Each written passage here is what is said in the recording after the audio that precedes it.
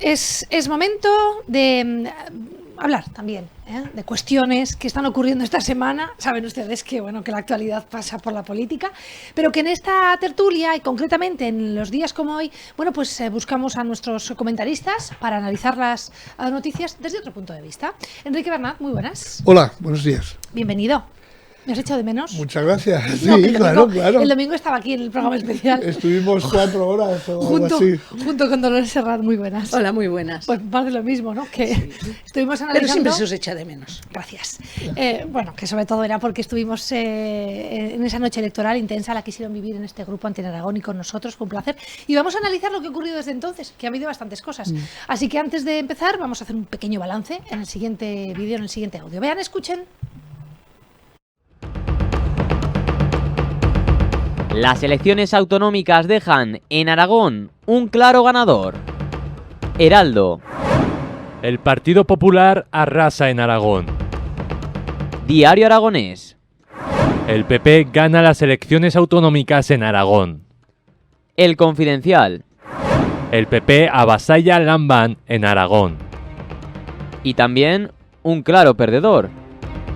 Heraldo. Lambán. El tsunami de España nos ha arrasado a nosotros. 8 formaciones se mantendrán en las Cortes de Aragón.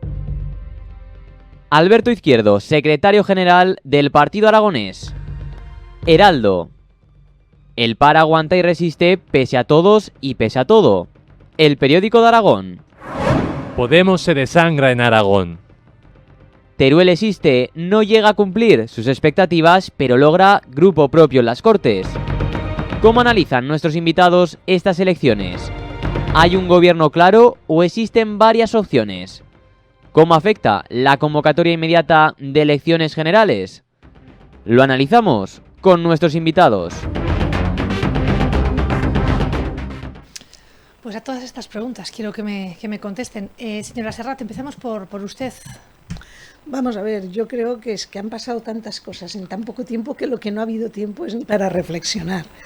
Hay titulares que quedan muy bien en los periódicos, pero luego hay que ir a los detalles. Y lo que sí hay es que son hechos incontestables. Es que quien fue el ganador de las elecciones es el Partido Popular, con una mayoría muy importante en muchos sitios, en algunos sitios con mayoría absoluta. Tenemos el ejemplo de lo que son las capitales de provincia en Aragón, que van a estar gobernadas por 3 mujeres del Partido Popular, que en Teruel con mayoría absoluta y en Huesca y en Zaragoza rozando esa mayoría absoluta que incluso les permitiría gobernar en solitario. En cuanto a las Cortes de Aragón también hay un claro ganador, pero sí que es verdad que se tendrán que llegar a acuerdos con otros partidos. Y yo lo que suscribo que en estos momentos es tiempo para hablar y para hablar con todo el mundo para valorar lo que es mejor para los aragoneses.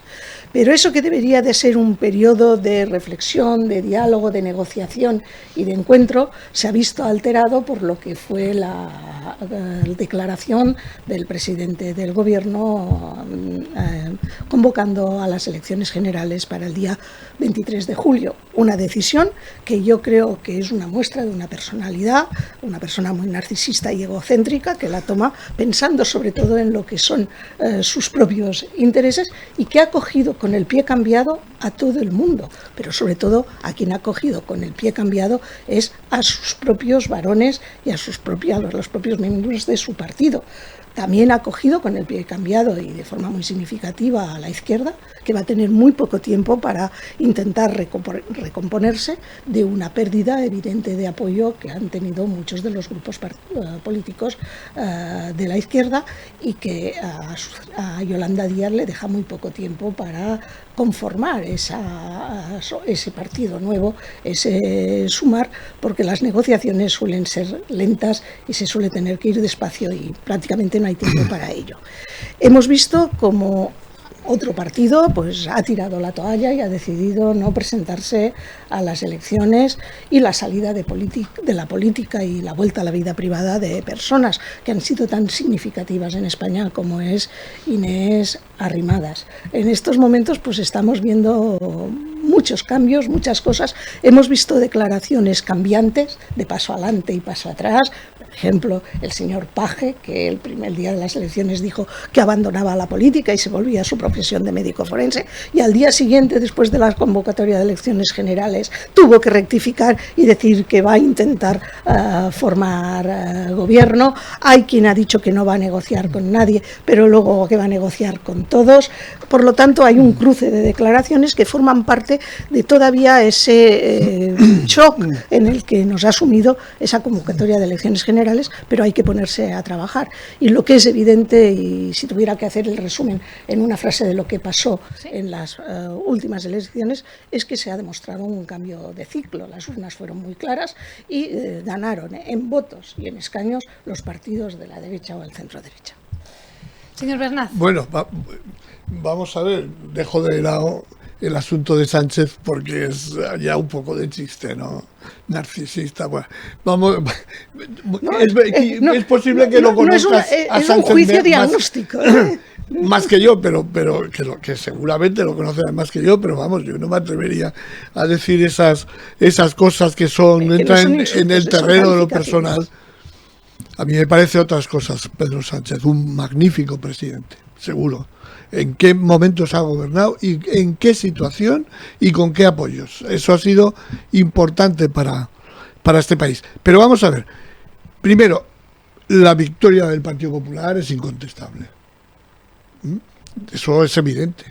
Sobre todo, esa victoria se refleja en el acaparamiento que va a hacer de las instituciones españolas, locales y autonómicas. Ahora es menester hacer una segunda lectura, el número de votos. Y ahí el Partido Socialista pues no ha perdido tantos. Esa es la realidad. Se mantiene el núcleo, bueno, casi todos ellos los mantiene. Por lo tanto, esta es la primera cuestión. ¿Qué es lo que ha ocurrido con el Partido Popular? Si sumamos, si hacemos los cálculos, si tenemos en cuenta los datos, es que buena parte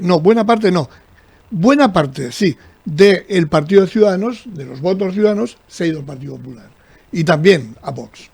Esa es la primera lectura, que es evidente, y hay que felicitar en este sentido al Partido Popular. Me hubiera gustado que hubiera ganado de otra forma, en base a otros hechos, otras actitudes, otras políticas, pero ha ganado. Y eso hay que reconocerlo. En democracia es fundamental. La segunda cuestión es que, en general, va a necesitar a Vox. Claro, ese es un asunto difícil de admitir para los demócratas.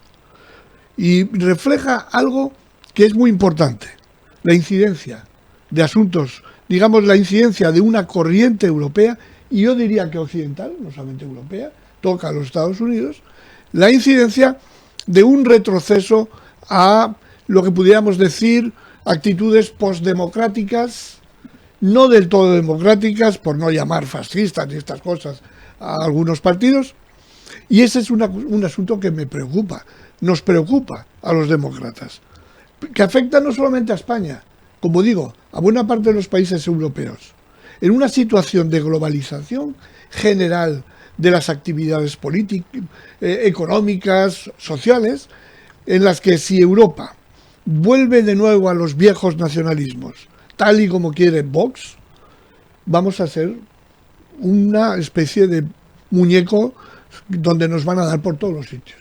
¿Qué hacemos, pequeños países? Quizá con la excepción de Alemania, ¿qué hacemos en el contexto de la globalización mundial? No hacemos nada. Y claro, Vox es enemigo de la Unión Europea. Está en contra de la profundización en la Unión Europea. Es decir, en hacer un ejército común, una política exterior común, tener deuda mancomunada común, todo eso está en peligro. Y eso va a afectar a la vida de los ciudadanos. Claro que hay muchos ciudadanos que no les importa demasiado. Esta es la cuestión. Luego, finalmente, la convocatoria de elecciones. Os voy a contar una anécdota que me encanta, porque es muy expresiva. Quedamos unos cuantos viejos militantes del PSOE el lunes para comer y para... Uno de ellos, que ha tenido unas responsabilidades bastante importantes en esta comunidad autónoma, no voy a citar su nombre, viene a la comida y viene absolutamente, claro, desinflado y con una expresión en el rostro, en fin, muy triste, ¿no? Y peor que eso. Y le decimos, caramba, alégrate, ¿qué pasa? ¿Cómo vienes así? Y dice, pero os parece poco lo que nos ha ocurrido. Y pues bien, pero ¿no te has enterado? ¿De qué me tenía que enterar? Y dice, pues hombre, de la convocatoria de elecciones generales por Sánchez para el mes de julio. ¿Pero qué decís, de verdad? Y se puso a saltar con una alegría. Es decir, pues, ¿por qué? Porque hay partido todavía. Yo, anécdota por anécdota, yo el lunes también tuve la oportunidad de encontrarme con un ilustre socialista de esta comunidad autónoma y de esta ciudad, y también tenemos muy buena relación. Y hablando le pregunté, oye, ¿qué te parece la convocatoria de elecciones? Y me la resumió en una frase: una locura con mala intención. Ya. Tómenlo. Adivino de dónde puede venir eso. Pero ahora yo espero, conozco mi partido, tiene muchos años de existencia y yo he estado en el PSOE durante mucho tiempo.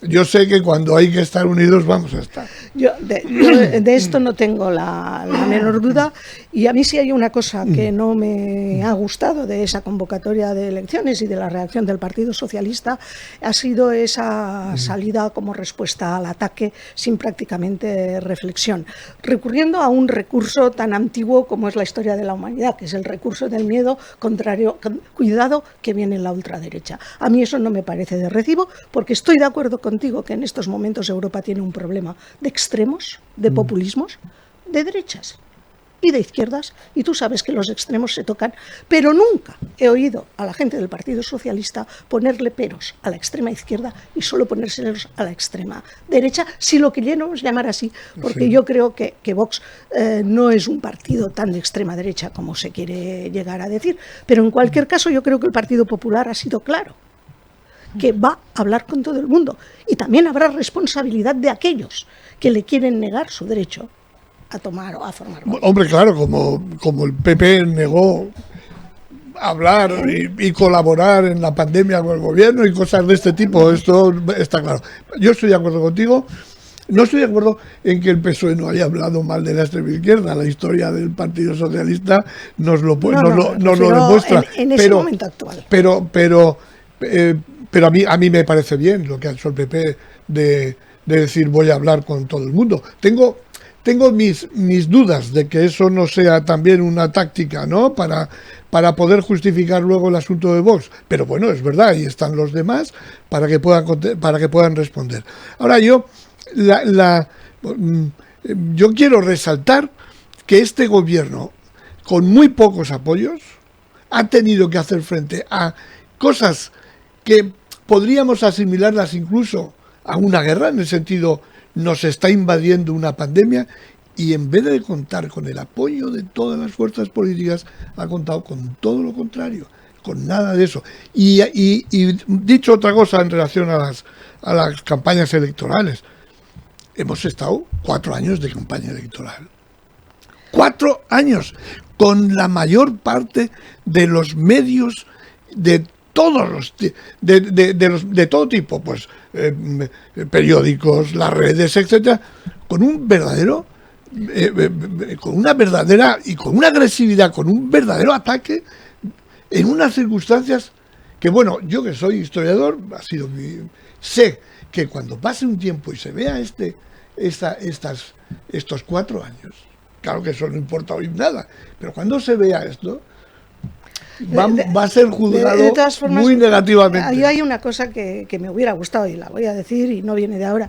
Ojalá el Partido Socialista y el Partido Popular y el Partido Socialista hubieran sido capaces de llegar a grandes pactos de Estado como se hizo en la época de Felipe González. El problema es que desde la época de Zapatero se ha vivido de una política de la confrontación y se ha dejado al diálogo al margen, y eso ha dado alas a los extremos y ha dificultado cada vez más las relaciones entre los dos grandes partidos, que en el fondo deberían de estar condenados a entenderse.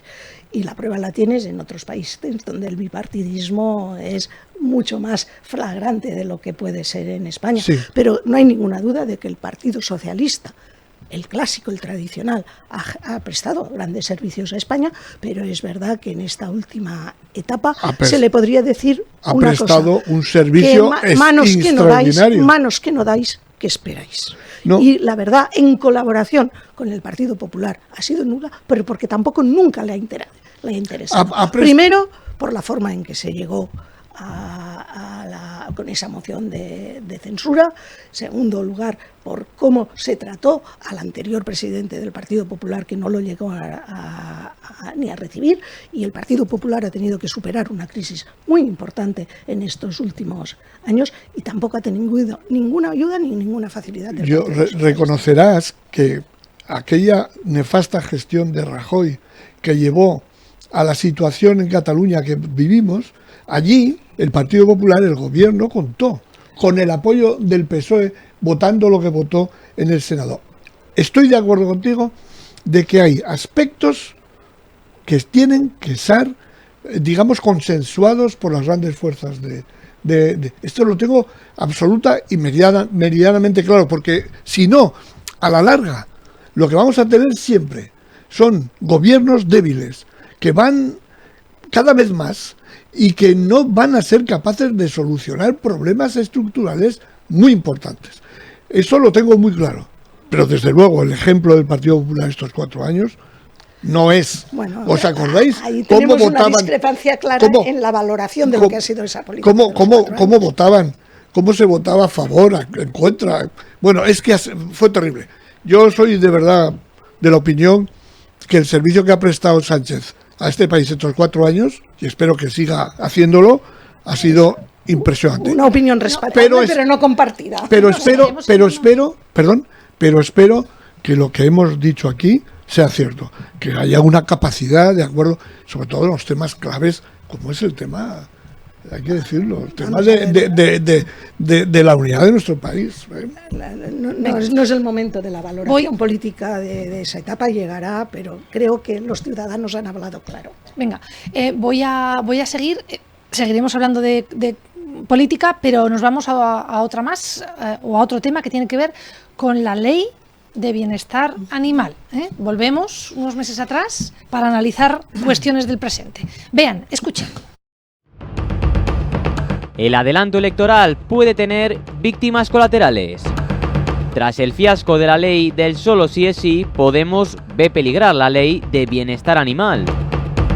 Clubcaza.es. La disolución del gobierno y de las Cortes acabará con la ley animalista. Diario de Sevilla. Fauna espera que la ley de bienestar animal se derrogue antes de entrar en vigor. Jara y Sedal. El adelanto electoral hace posible la derogación de la ley animalista antes de que entre en vigor.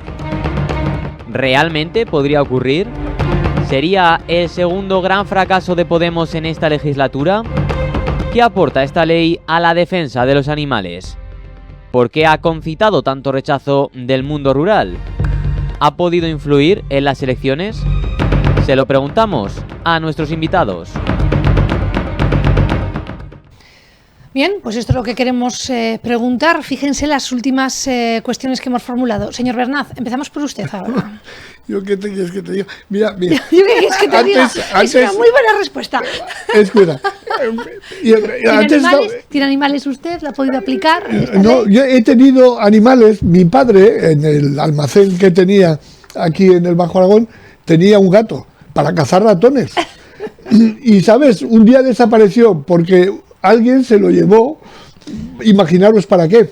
Yo recuerdo que había un restaurante, que ahora no voy a citar, aquí fue cerrado porque utilizaba gatos para, gato por liebre, ¿no? Por ejemplo, antes estábamos hablando que yo pertenezco a la primera mitad del siglo XX, del siglo pasado, porque fíjate, en el pueblo de mi madre, cuando había un perro, veíamos un perro, yo no digo lo que hacíamos porque igual me metían a la cárcel.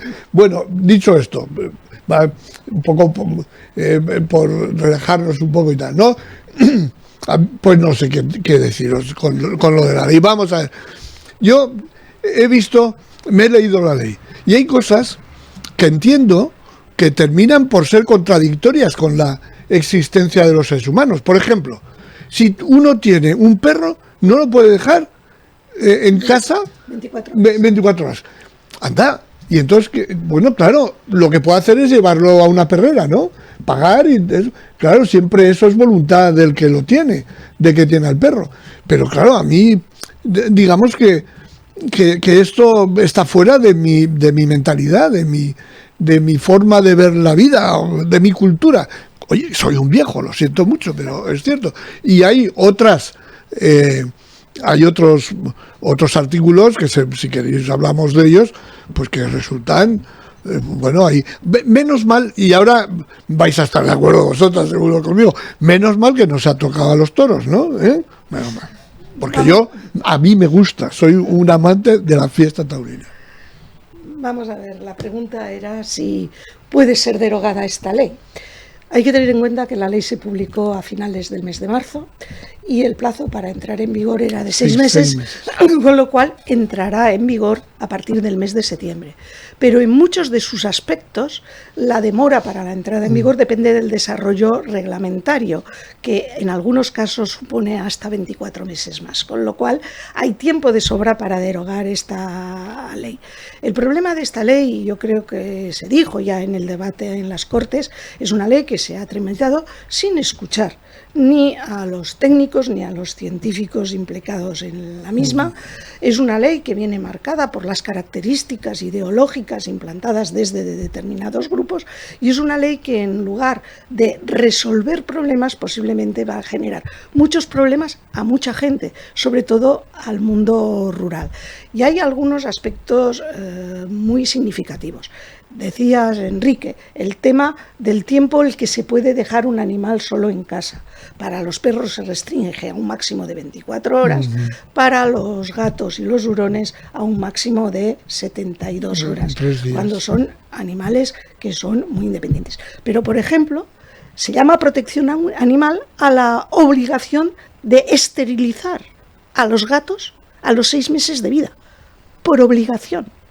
Porque además no se va a permitir que una familia que tenga un gato o una gata, un perro o una perra, los puedan juntar y criar para tener perritos, porque la cría de animales va a estar reservada a órganos autorizados. La obligación del seguro de responsabilidad civil, la obligación de implantarles un chip a todos los animales, supone que en una hipotética defensa de los animales, lo que se está cargando es de deberes o limitando los derechos de las personas. Y eso en el mundo rural tiene mucha trascendencia. Es verdad que in extremis y a última hora el propio gobierno entró en disputa porque esta ley no se aprobó mayoritariamente por el gobierno, porque hubo una enmienda del Partido Socialista que fue apoyada por el Partido Popular, por Vox, por Coalición Canaria, por Ciudadanos, en relación a los animales que hacen actividades laborales, como son los perros de caza, los perros de pastoreo, los perros de policía, que se salvó in extremis. Pero es verdad que es una ley que lo que propicia es un crecimiento incontrolado de la fauna salvaje, con las consecuencias que eso puede tener también para el mundo rural. Y por lo tanto entra en conflicto lo que podríamos llamar de los derechos de los animales con los derechos de las personas, y eso es grave y eso es lo que marca la ideología. Hay muchos aspectos en esta ley que se tendrán que ir matizando, porque además traslada cargas a muchas instituciones, por ejemplo a los ayuntamientos, con la obligación de hacer ese registro de animales censados para ver el cumplimiento de la ley. Porque ¿quién va a comprobar que un perro está más de 24 horas solo en casa? O son leyes que se hacen para incumplir. Realmente, aunque el objetivo podría parecer loable, yo no conozco a nadie que esté a favor del maltrato animal. Lo que se ha pervertido es el concepto del maltrato. Y tú decías de la tauromaquia. La tauromaquia no es maltrato al toro. No, pues yo estoy en eso muy de acuerdo. Oye, pero yo de verdad que a mí esto me coge como muy lejos, ¿no? Igual que a mí. Esa es la realidad. Pero yo observo en la sociedad algo que no ha sido así siempre a lo largo de mi vida, y es la dependencia que hay de mucha gente en relación a los animales, a las mascotas, a los animales de compañía. Yo no sé por qué, puedo imaginármelo, pero ¿qué hace que haya tanta gente joven, sobre todo, porque con la gente mayor quizá uno lo pueda comprender mejor. Pero, ¿qué hace que haya tanta gente joven que se rodee de perros, de gatos en sus casas? ¿Qué hace? ¿Por qué ocurre esto? Algo tiene que ver con la sociedad que estamos creando. Seguramente algo tiene que ver. Quizá que tanto el hombre como la mujer trabajan fuera de casa, porque no un solo salario que antes era suficiente para existir un matrimonio ahora no lo es, porque eso impide tener hijos a muchos y por lo tanto el cariño se dirige hacia otros lugares, hacia otros seres vivos, ¿no? Digámoslo. Eso es a mí lo que más me llama la atención, porque toda esa reglamentación, todos esos articulados de la ley que he podido, ya digo, leer ayer por la noche, yo creo que eso no se va a cumplir, porque eso es, al final, entra tanto en el ámbito de la vida privada, de la relación que tiene, de la forma, de la personalidad de la gente, que es muy difícil que eso tú lo puedas esquematizar en una serie de artículos. Pero por eso digo que lo que más me llama la atención y me preocupa, sinceramente, es ver esa desviación de los sentimientos de una parte a otra. Yo creo que eso tiene mucho que ver con la soledad. A veces incluso la soledad acompañada, que tienen muchas personas. Pero eso quizá con los mayores, con las personas mayores quizá. No te lo crees. El gran problema de la soledad no es solo de los mayores. Hay mucha soledad que puede parecer acompañada en los jóvenes, y en eso tiene mucho que ver, pero nos desviaríamos del tema en relación a lo que han supuesto las redes sociales en el mundo de la comunicación y de las relaciones. Pero es verdad que en estos momentos hay un crecimiento del número de mascotas, sobre todo de perros y gatos. Hay pueblos en los que casi hay más, o en ciudades que casi hay más perros que niños, pero fíjate, una de las cosas que hace esta ley es que limita lo que se van a considerar mascotas y el número de mascotas que se pueden tener. Por ejemplo, van a dejar de ser cinco, pero van a dejar de ser mascotas los roedores. Hay mucha gente que tiene cobayas o que le gustan con las cobayas o los conejos. Van a dejar de ser mascotas las tortugas. Las tortugas que mucha gente tiene. El cerdo vietnamita, que también he visto. Las cotorras, los periquitos. Hay muchos animales que van a dejar de ser mascotas. ¿Cuántos periquitos hemos visto? Los periquitos, con lo cual lo van también a limitar. ¿Y qué pasará con esos excedentes de esos animales que ahora están cuidados en casa? Sí, es verdad que si tú te lees el preámbulo de la ley, lo que te dice es evitar el abandono. Yo creo que eso de los animales, de las mascotas, eso se tiene que concienciar de otra manera, desde la educación. Regalar o que los reyes traigan un perro no es un juguete del que luego se pueda prescindir o se pueda abandonar. Eso es cierto. Pero es un elemento también para que los niños aprendan a asumir responsabilidades.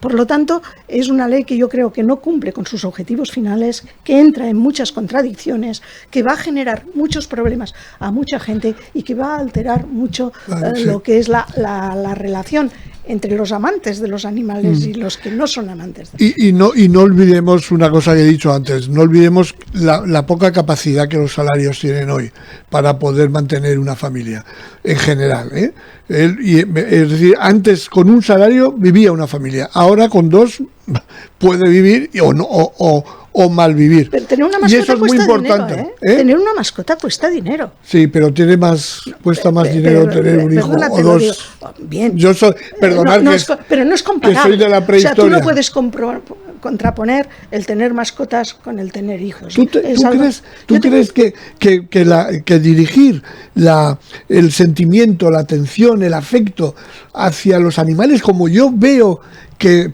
en la calle y en algunos otros sitios, en las casas, como yo veo que eso está ocurriendo con gente joven, ¿tú crees que eso no suple la dirección del afecto hacia...? Puede suplir carencias. Yo creo que no. Puede suplir carencias afectivas. Los animales de compañía hacen mucha compañía y son muy dignos del afecto, pero los animales no se pueden personalizar. Es decir, no pueden ser un sustitutivo Pues, de las relaciones interpersonales. pues yo creo que pero sí eso que es hay algo un de eso. problema, pero eso es un problema, volvemos a lo que íbamos, al tema de la soledad, el aislamiento, la dificultad para establecer relaciones. Yo estoy de acuerdo con lo que dices de la soledad, pero la soledad yo creo que la sufren más las personas mayores, No. que se quedan viudas, No. que han Es que entiendes la soledad como el estar solo. Si no hay peor soledad que la de la soledad en compañía. Esa dificultad para Ya. interrelacionar e intercambiar. Y eso es realmente la soledad. Pero una grave. pareja- Porque hay gente que está sola y está muy a gusto estando sola Sí. porque tiene vida social. Pero una Pero pareja mucha joven tiende a ser colegas, al cariño, al amor, y tiende a tener hijos. Y eso ha sido siempre. Personas que luego se sentirán solas o no. Y eso es lo que yo veo que no ocurre. Y la prueba es que cada vez disminuye la población. De Cada todas vez formas, las eso nos tasas llevaría a hablar de la crecimiento- conciliación de la vida familiar y social, Sí, si claro. es posible. Si Es que posible, creo que tiene que pero ver con esto, ¿eh? Vamos a ver, aquí estamos gentes de otras generaciones que hemos tenido hijos trabajando y estudiando y sin que existiera ninguna medida de conciliación. Ahora las hay, la posibilidad de las bajas compartidas o sucesivas entre el padre y la madre, que prácticamente da un tiempo de crianza prácticamente para casi todo el primer año de vida. Hay muchas medidas de apoyo y ayuda a la maternidad que en otras épocas no las teníamos si teníamos hijos. También es verdad que somos una sociedad mucho más egoísta y mucho más hedonista en general de lo que han sido en otros tiempos. Y todo influye, pero no lo podemos llevar todo a la situación económica, porque hay gente que económicamente está muy bien y tiene también animales, y gente que económicamente está muy bien y tiene carencias afectivas, y contrario, gente que económicamente está muy mal y no tiene carencias afectivas. Si fuera una mascota que a veces... Yo hablo de tendencia general, yo hablo de forma general, claro que hay ejemplos para todo. Hay yo creo que hay motivos para todo. Y lo que estábamos hablando es de que es una ley que en principio más que resolver problemas los crea. O sea que... Vamos a ir a las carencias, bueno, no sé si van a ser carencias, ya le estoy poniendo un adjetivo calificativo que no toca. Vamos a ir al siguiente tema, vaya, y así ustedes mismos Para mí este es de sorpresa. juzgan. No lo creo, ya verás, al revés, no creo que sea muy sorpresivo. Siguiente tema, escuchen, vean. Pedro Sánchez convoca elecciones anticipadas y se la juega a cara o cruz. El Mundo. Pedro Sánchez liquida el gobierno tras la debacle del PSOE el 28M y convoca elecciones generales. Pero, ¿por qué hace esto Sánchez? La razón. Sánchez adelanta elecciones porque PP y Vox no llegan al 40%. Bolsamanía. Adelanto electoral, un acto de honor de Sánchez o un truco de Houdini. ABC. Sánchez adelanta las elecciones para neutralizar a los varones y descolocar a Yolanda Díaz. El Confidencial. El PSOE se revuelve contra el adelanto electoral de Sánchez. ¿Cuáles son las razones de este adelanto? ¿Cómo afectará tener a la mitad de los votantes de vacaciones? ¿Busca Sánchez desmovilizar a los votantes? ¿Y qué ocurre con la izquierda? ¿Sumará o dividirá? Nos lo cuentan nuestros invitados. Bueno, ¿a qué nos ha pillado de sorpresa? Bueno, más allá. Ya me lo- Más allá de esto, quiero retomar, porque yo lo he escuchado, pero lo he dejado pasar un poco de soslayo, la aseveración que Dolores daba sobre Sánchez, y sobre el narcisismo y sobre lo que suponía estas elecciones. Por eso, Enrique, quiero empezar contigo. Dime. Pues con este tema, con la Pero opinión que te merece. el adelanto ¿Hasta qué electoral... punto Sánchez está actuando de forma personalista o de forma con sentido y responsabilidad de Estado, ¿no? Sí, con sentido y responsabilidad de Estado, sin ningún tipo de dudas, como lo ha tenido durante 4 años. ¿Y de qué forma, además? ¿Y en qué situación? ¿En qué situación? No queremos hablar de esto. No queremos hablar, porque no nos interesa, a tanta gente no nos interesa hablar de cómo han sido estos 4 años. Hoy, por ejemplo, hemos tenido la espléndida noticia de que ¿cuántos? 200.000 puestos nuevos de trabajo, directamente vinculado con la política de Pedro Sánchez. Es verdad que una parte importante de la población, la mayoría de la población española, eso no lo ha tenido en cuenta para votar. Ha tenido en cuenta para votar a ETA. Pero Esto es muy importante también para sectores amplios de la sociedad española, que sigue interesándonos el bienestar y el mejoramiento de la vida de los ciudadanos. Entonces, prolongar, vosotros os imagináis, bueno, claro que os lo imagináis, 6 meses más de campaña brutal contra el gobierno, contra todas estas políticas que han mejorado tanto la situación de los españoles. ¿Vosotros creéis que son aguantables? Eso es lo primero. Eso, yo hablo teniendo en cuenta mi propio interés, mi salud, pero si tengo en cuenta la responsabilidad que debe de tener un presidente del gobierno en relación sobre todo a lo que quieren los españoles, ha hecho algo que me parece espléndido, como hizo Zapatero, solo que Sánchez quiere responsabilizarse de lo que hizo y se presenta. Zapatero no, y no se presentó. Esta es algunas de las ideas y de las razones, hay muchas más de las que podríamos hablar. Pero yo hablo de esto de verdad, estoy cansado ya de propaganda y ¿cómo se llama esto? Y de campaña electoral. Pues no espero que en julio, hasta julio, es que de la otra forma hasta diciembre. ¿Y de qué manera hubiera sido?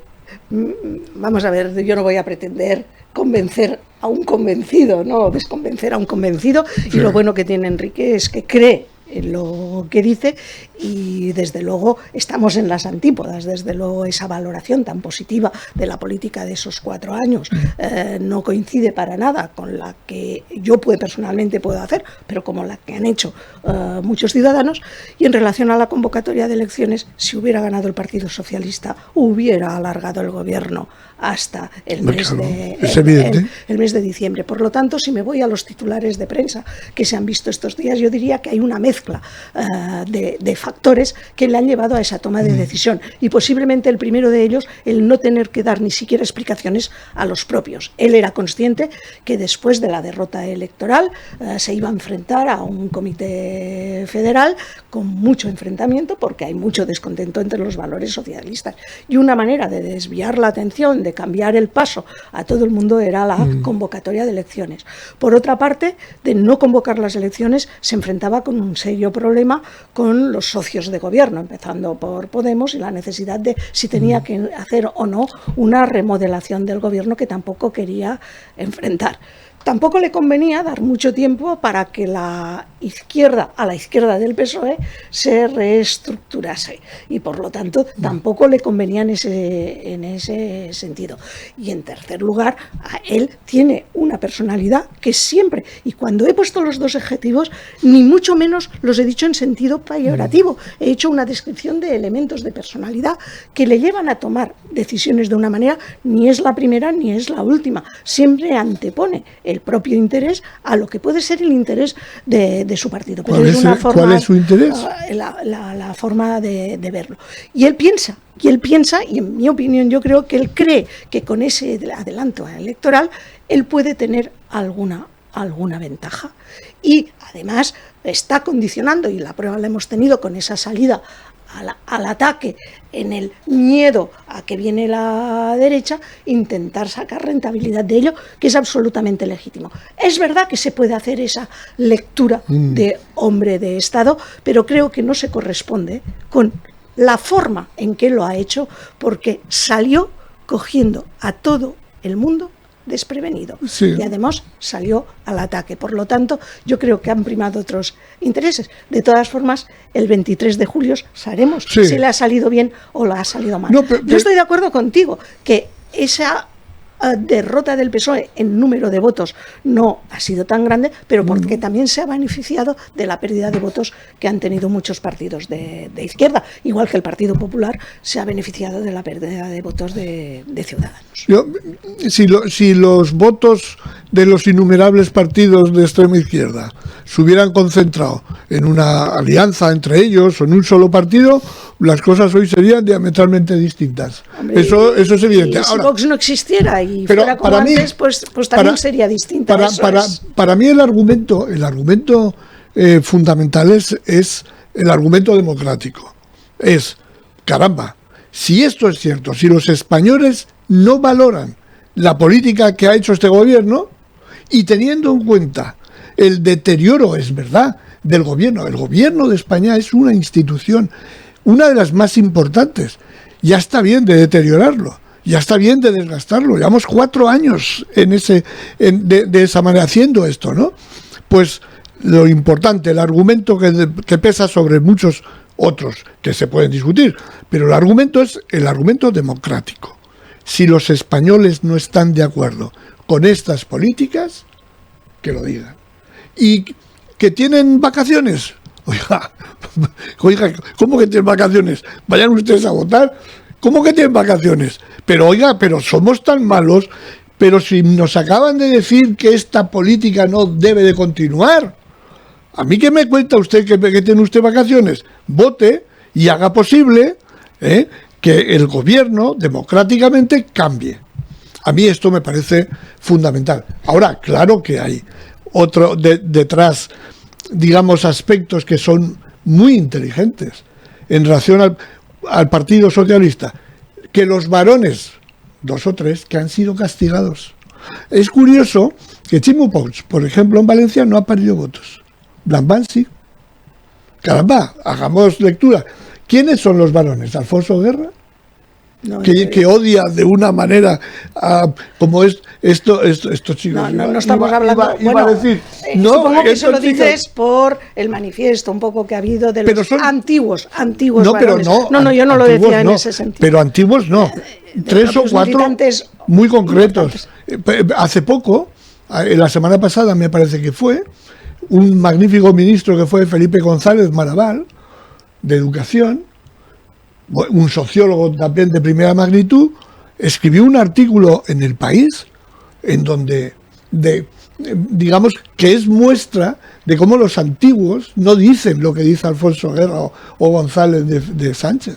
Bueno. Es que entonces, no, yo sé que desde el PP hay que desgastar a Sánchez, hay que desgastar al PSOE, son elementos de la política. Yo diría que Sánchez se ha desgastado solo. No, Sánchez no está desgastado. Se ha desgastado solo, y te doy la razón en una cosa, que tiene inteligencia estratégica y táctica, pero no siempre eso es lo mejor y lo que más necesitan los españoles. Pues lo vamos a dejar aquí. Vamos a dejar con una pregunta en abierto, que no quiero que me contesten. Pues si tiene inteligencia estratégica y táctica, ¿cuál será su próxima estrategia y táctica? Ganar las elecciones. Espero que no. Ahí lo vamos a dejar. Gracias a los dos por estar con nosotros hoy analizando todas estas cuestiones. Un placer. Venga.